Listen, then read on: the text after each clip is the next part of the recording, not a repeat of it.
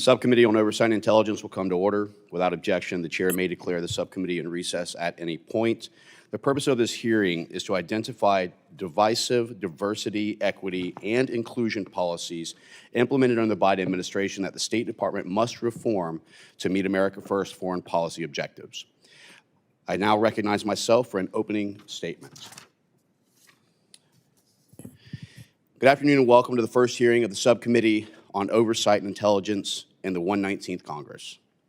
As we start the new Congress, I'm looking forward to working with the colleagues to deliver real results for the American people by advancing President Trump's America First policies and agenda.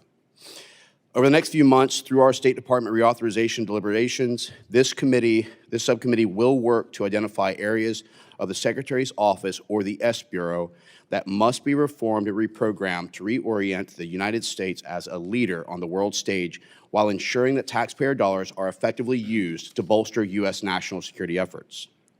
For far too long, the State Department prioritized radical liberal political ideologies and woke policies over advancing diplomatic objectives that serve American interests and protect the American people from our adversaries.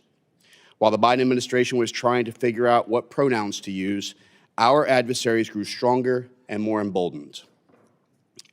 China aggressively enforced unlawful territorial claims in the South China Sea and has undermined the United States and our allies at every turn. Russia invaded Ukraine, North Korea ramped up its military provocations, Iran advanced its nuclear weapons and ballistic missile programs, empowering its proxies to now cause chaos throughout the entire region of the Middle East. Israel was attacked, and global shipping routes in the Red Sea was blocked.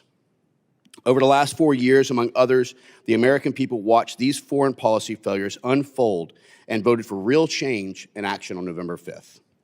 The American people gave President Trump and the Republican-led Congress a mandate to reverse the damage and restore common sense to our federal government. Today, this subcommittee will take its first step to deliver on this mandate by examining the State Department's Office of Diversity and Inclusion.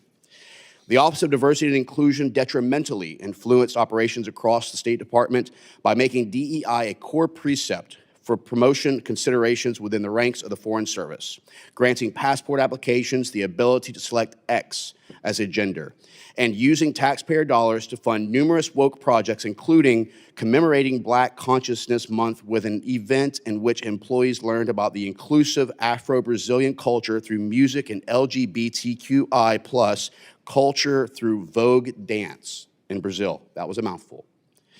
These policies corrupted the core mission of the State Department, and we must restore unity and fundamental American principles to the department, eliminate wasteful spending, and ensure that President Trump's executive orders are fully implemented, not subverted by rebranding DEI-driven programs. It is our duty to ensure that Americans become safer, stronger, and more prosperous. I want to thank our witnesses for appearing before the subcommittee today, and I look forward to productive discussions on how we can enhance America's security through common sense policies and responsible leaderships.